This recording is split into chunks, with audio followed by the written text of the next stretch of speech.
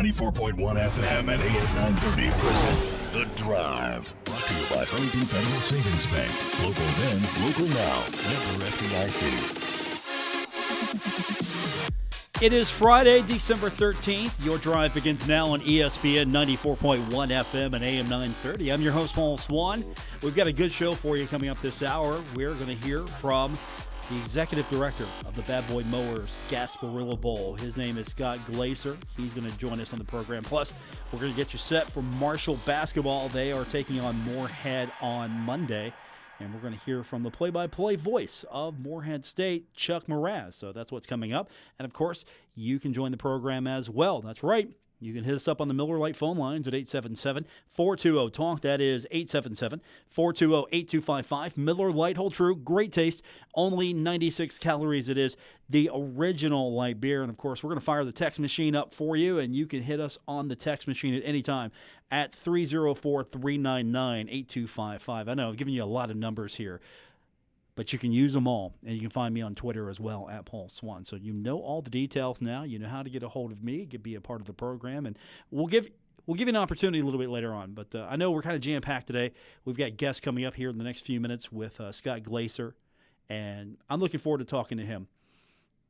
The bowl itself, and let me just tell you, out of experience, they're super accommodating. They're very helpful.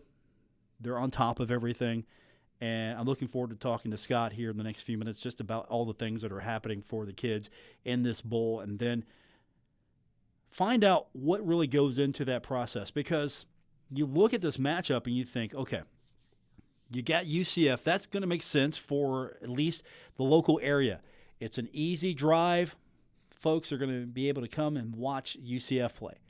And you got Marshall, and of course Florida is almost a second home to a lot of people from Marshall. But Marshall's been in this game already. I'm talking last year already. Marshall's been in this game, so they're coming back. What's the appeal of bringing a team back for the second straight year? Is there any apprehension into that? These are kind of some of the things I want to try to get into with Scott on that. And, of course, we'll get you set for the Marshall matchup on Monday with Moorhead State. I'm kind of curious how many of you are heading down, taking maybe an early day on Monday, making, hour trek to go to see Marshall face off against Moorhead State. It's one of those games that I really do enjoy on the schedule. So we've got all of that for you on today's edition of the show. And, of course, we're getting closer to the Heisman. We had the college lineup yesterday for awards announced, and the Walter Camp Player of the Year goes to LSU quarterback Joe Burrow. So is this sort of a preview of what the Heisman might look at? He also won the Davey O'Brien Award for quarterback position. Walter Camp Player of the Year goes to anyone, any position. Davey O'Brien Award going to Joe Burrow as well. So this might be a preview of what people think of him. You look at what LSU's been able to do. LSU, they're in a spot they haven't been in a while. So you look at Joe Burrow, what he's done, and you put two and two together, and I think you got the best player of the year correct when you give him the Walter Camp, you give him the Davey O'Brien. There's some good stuff out there as well. Now, overall, the awards seem to make sense. The Outland Trophy goes to Oregon's offensive lineman. Doak Walker goes to Wisconsin's running back Jonathan Taylor. Jim Thorpe Award goes to the defensive back from LSU. And kicker from Georgia gets the Lou Groza. Chase Young, defensive lineman, gets the Benark. Ray Guy goes to Max Duffy. Everything pretty much made sense. Maxwell Award goes to Joe Burrow as well. So Davey O'Brien, the Walter Camp, the Maxwell, all going to Joe Burrow. Is he going to pick up the Heisman? We'll find out. That's going to come up on Saturday. We're going to have that. If you can't watch it, we're going to have that through ESPN Radio right here on ESPN 94.1 FM and AM 930. So, as I mentioned, we're going to focus on the bowl when we come back here in a couple minutes. We're going to talk bowl with the bowl director, Scott Glaser. He is the director of the Bad Boy Mowers Gasparilla Bowl. And then we're going to hear from the voice of Moorhead State. We're going to talk to him, Chuck Mowers. We get your phone calls in. You can hit us on social media at Paul Swann. You can text us at 304-399-8255. or later on you can just call it 877-420-8255. So voice is still a little raspy, so I'll tell you what I'm going to do. Bear with me again. We got Scott coming up here in the next couple of minutes, so we're going to take our break now. We'll come back. We're going to talk to Scott. Then we're going to talk Morehead State basketball with Chuck and your phone calls. We'll do it all when we continue with today's edition of Drive on ESPN 94.1 FM and AM 930.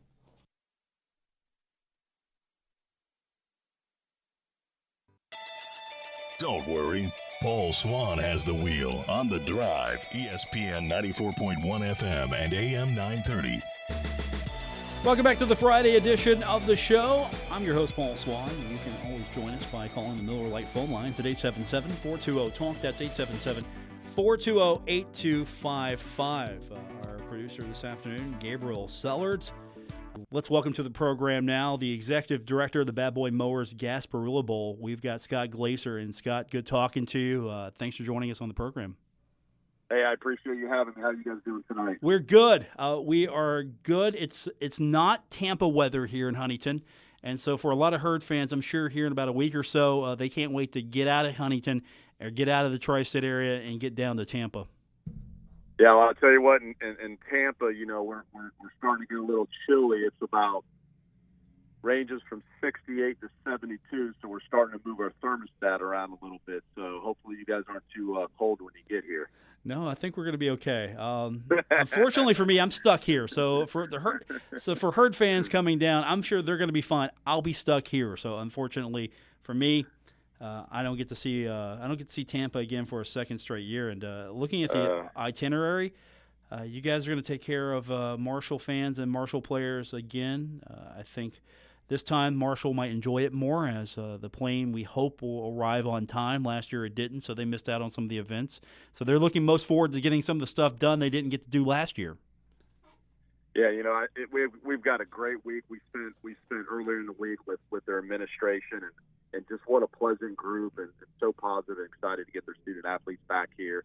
I think they understand the destination that Tampa is and what we have to offer and give that special opportunity for the players to just, again, get out of their environment in their hometown, experience something special, and come down. You know, their teams are going to arrive on Thursday the 19th.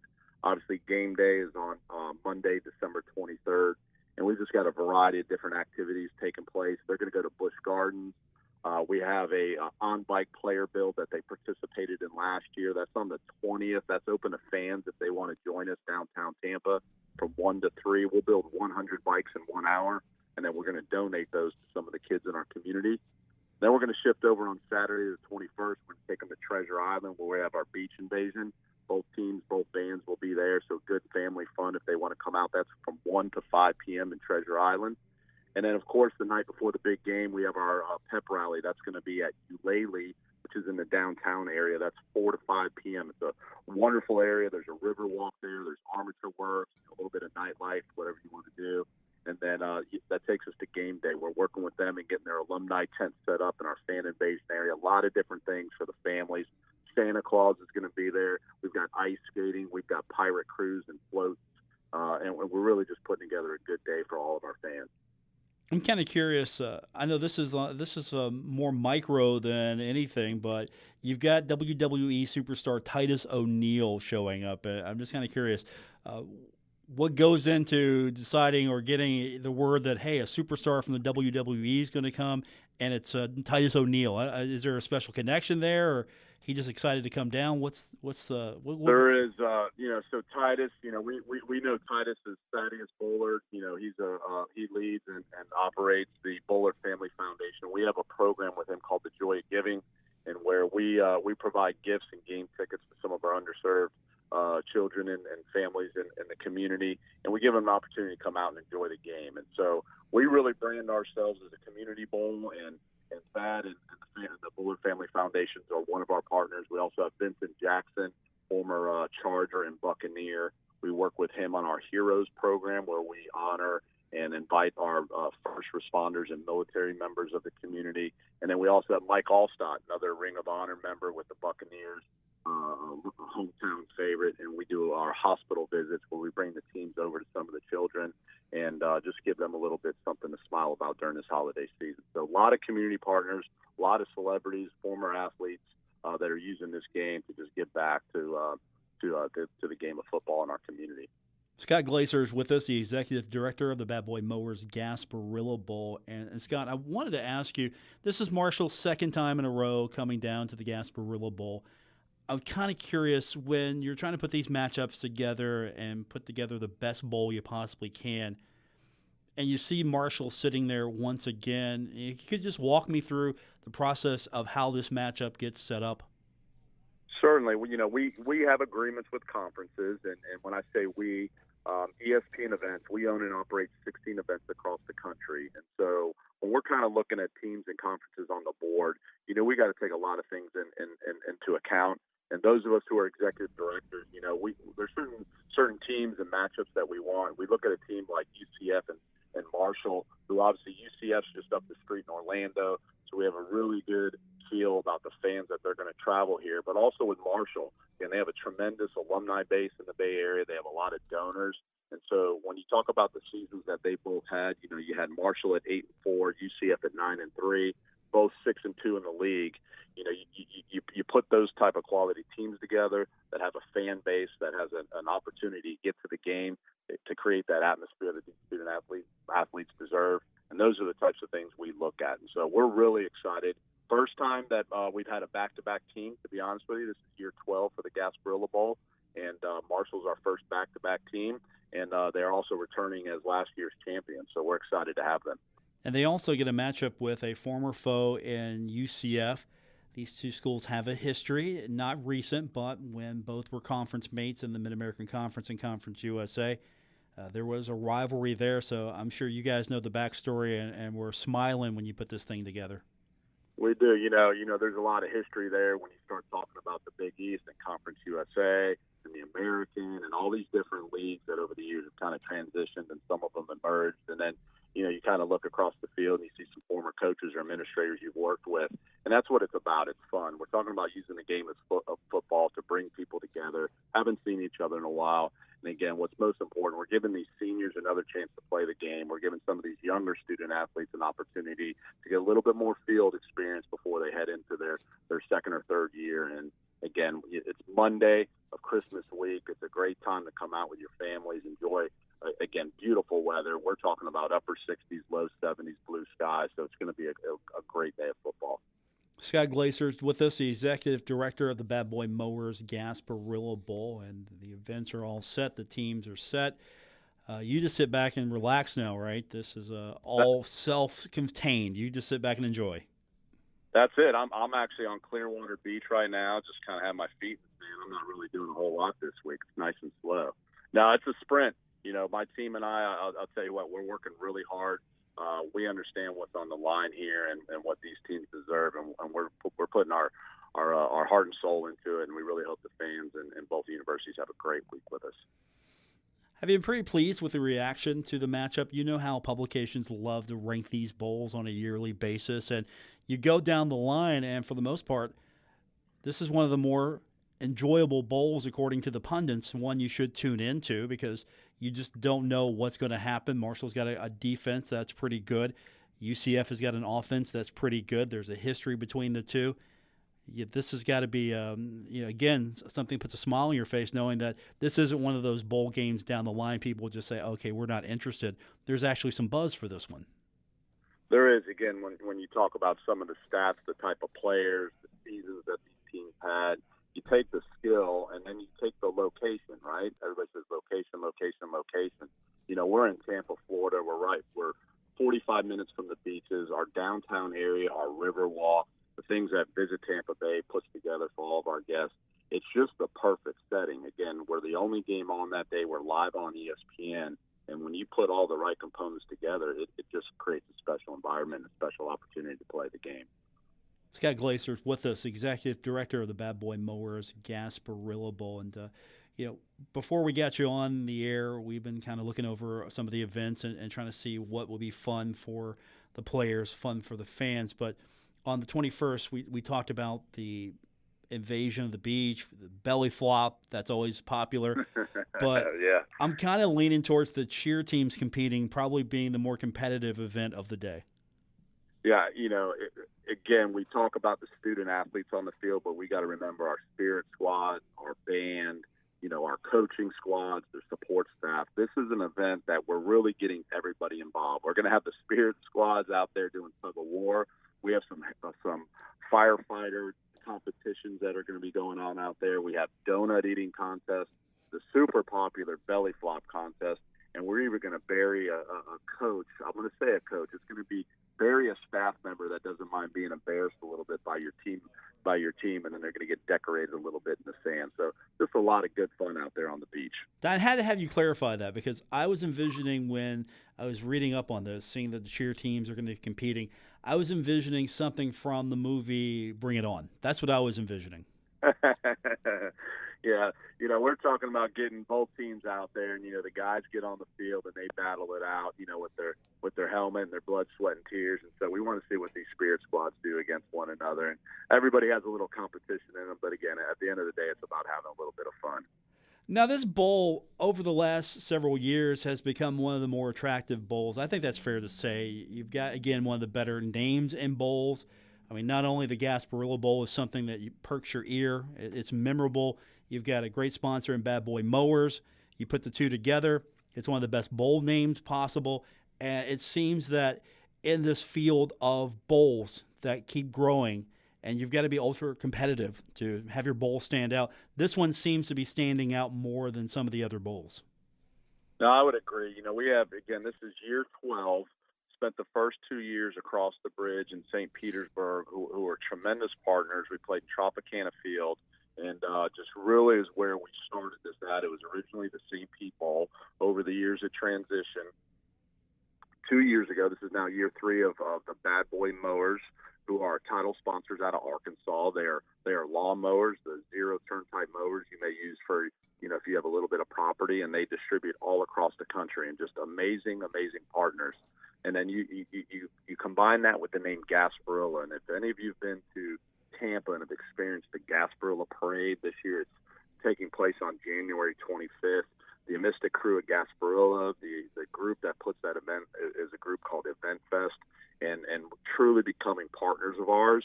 And Gasparilla is really like our Mardi Gras. And when it becomes Gasparilla and Gasparilla season, people around here really get excited. And that's the partnership we're creating with that group, because when people hear Gasparilla Bowl, we want them to activate and get excited just like they do for that parade. We bring 300,000 people to the Gasparilla Parade, and so if I can get a small amount of those people to get just excited about this game year in and year out, plus what our teams will travel with their own fans, we have a real opportunity to fill Raymond James Stadium on an annual basis. And that's just an electric, really exciting environment that again, all of our teams will enjoy for many, many years to come. Scott Glaser is our guest, the executive director of the Bad Boy Mowers Gasparilla Bowl. And Scott, before we let you go, this is probably the best opportunity for you to maybe educate fans who didn't get a chance to go last time on what they can expect as far as tickets, parking, everything they need to know. You've got the website set up at GasparillaBowl.com. But what would you tell maybe that first-time Herd fan that didn't get a chance to come down last year? Yeah, again, I'd tell you to check out that website, GasparillaBowl.com. All the information you mentioned and that you need listed there. Our event schedule's there. There's a link for parking. You can purchase parking in advance. It is digital. If you decide not to do that, you'll be able to pay the day of. There's a variety of different ticket prices that are there. There's some hospitality. But I tell you, if anything, if you're coming to town, come find us out at some of these public events. Again, Friday the 20th, we'll be in downtown Tampa from 1 to 3 for the bike build. We'll be at the beach invasion in Treasure Island on Saturday the 21st from 1 to 5 p.m. And then the pep rally. This is where your bands are going to come. We're going to have a battle of the bands, play your fight songs, and have a good time and allow you to enjoy the Tampa Bay area. And then if you can't get in town that early, I'd tell you just come on game day to Fan Invasion. Parking lot's open at 10:30 a.m. Our Fan Invasion is from 11 a.m. to 2 p.m. and then we're going to kick off. At 2:30 p.m. So again, inflatables, face painting, Santa Claus, ice skating, and just a lot of fun. And then we're going to watch two great teams battle it out on the field. Scott, we're looking forward to it coming up on the 23rd. Thanks, sir. Appreciate your time, and let's hope that let's hope that you get as many people as showed up for the herd last year and more, because I think the Marshall is really fond of this bowl. You can tell from Doc Holliday that he likes going to Tampa. Well, we love Coach, and again, their administration has just been a pleasure to work with, and we look forward to welcoming all the fans and alum from the area to the game, and we hope to have a wonderful time in Tampa. And for those who aren't able to make it to Tampa, we hope you have a wonderful holiday season with your friends and family, and we'll be thinking about you. Thanks, Scott. We appreciate you. Thanks for joining us tonight. All right. Thanks for having me. Thanks, guys. That is Scott Glaser, Executive Director of the Bad Boy Mowers Gasparilla Bowl. We will continue on with today's edition of The Drive, presented by Huntington Federal Savings Bank on ESPN 94.1 FM and AM 930. Now, back to The Drive with Paul Swann on ESPN 94.1 FM and AM 930. Don't forget, if you miss any part of today's program, you can go back and catch it by listening to us on our podcast. That's right. All you have to do is go to WRVC.com. You can start there, and you can also subscribe to the show on Apple Podcasts, TuneIn, Stitcher Radio. Wherever you get your podcast is where you'll find The Drive. I'm your host, Paul Swann, here on ESPN 94.1 FM and AM 930. We are wrapping up the night. Coming up later on this evening, it's going to be top 25 college basketball action. One game, number 24, Colorado taking on Colorado State, and that is coming up at 8 o'clock. It's a late night in college basketball. All the action is going to heat up over the weekend. And Conference USA, nothing to tell you about tonight. Of course, Marshall in action on Monday, taking on Morehead State. But Conference USA action, guess what? Nothing tonight to tell you about. It all starts ramping back up. Honestly, you don't have anything for a couple of days as teams are, of course, going through finals. But on Saturday, you've got almost a full slate of Conference USA action, Marshall being one of the lone exceptions here. Middle Tennessee is going to take on Ole Miss. North Florida will face off against Southern Miss. High Point will take on Florida Atlantic. Louisiana and Louisiana Tech on Saturday, as well as Old Dominion and Illinois. Houston Baptist will face off against Rice. And you have got Marshall, as I mentioned, coming up on Monday. UAB in action. Montevideo will be the opponent, and that is all coming up on Saturday. We got the Army-Navy game as well. That's right. Army-Navy game, 2 o'clock. Listen to it right here on ESPN 94.1 FM and AM 930. So we've got all of that, and we've got the Heisman. That's coming up. You can listen to that broadcast coming up following the game, and that'll be right here. Who's going to win that thing? Odds-on favorite? I think the guy I pulled in a lot of hardware. I think Joe Burrow is a guy you probably point to. Chase Young, you probably look at him as well. But Burrow, walking away with some hardware yesterday, he's got to be the odds-on favorite. And, of course, we'll find out on Saturday who gets the Heisman. Follow my Twitter feed. I'll tell you who I voted for after the vote is revealed. So I'll tell you this. Can't tell you who I voted for now, but if you follow my Twitter feed, and if you're kind of curious, you'll find out on Saturday after the Heisman Trophy winner has been revealed. I'll let you know the three that I voted for, and then you can tell me if you agree or disagree. I'm looking forward to talking to you guys about that. So that's coming up on Saturday, and of course, on Monday, we're going to be shifting into basketball mode. So we'll do pregame coming up at our normal pregame time. It'll be 5:30. That's going to be our pregame time. No show on Monday, so instead we'll have pregame action. Tip will be 7, and then we will come right back after it's all said and done. We will tell you what happened. That's right. We will have our world-famous postgame. So that's what we got set for you coming up this weekend. So I'm excited. Marshall, Morehead State. You don't get to see that one too often. Over the last few years, you didn't get to see that one. So it's starting to be a thing again. And it's a great trip. It's an easy trip for the Morehead State fans when Morehead State plays Marshall. And for Marshall, it's a great trip when Marshall has to travel to Morehead State. I mean, it should be played every year. I think I've talked about that enough. You know where I stand on it, but I'm just going to reiterate that it is a game that should be played. Morehead State's a good basketball team.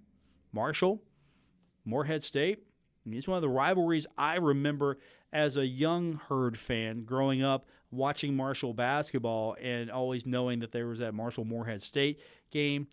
You find out why this is a rivalry. And again, bear with me, voice going just a little bit. I appreciate you guys bearing with me on that. Hopefully, by Monday, I'm going to have more control of this thing. And those long pauses, I'm basically sparing you the horrid sounds of me coughing. I've been pretty good. I can usually go 40, 50 minutes. Then we get to the home stretch here in the very end, and it just goes. And I've got a terrified Gabriel Sellards in the studio because he knows if I can't go, he's going to have to finish the show out. So you can't believe what he's bringing me here. He's bringing me hot toddies. He's bringing me everything I possibly need to get this throat back in order. And that's going to do it for this edition of the program. Thanks to Gabriel Sellards, our producer. We apologize we couldn't bring you the voice of Morehead State. We'll try to talk to Chuck on another program. For Gabriel and Paul Swann, thanks for listening in to today's edition of The Drive here on ESPN 94.1 FM and AM 930.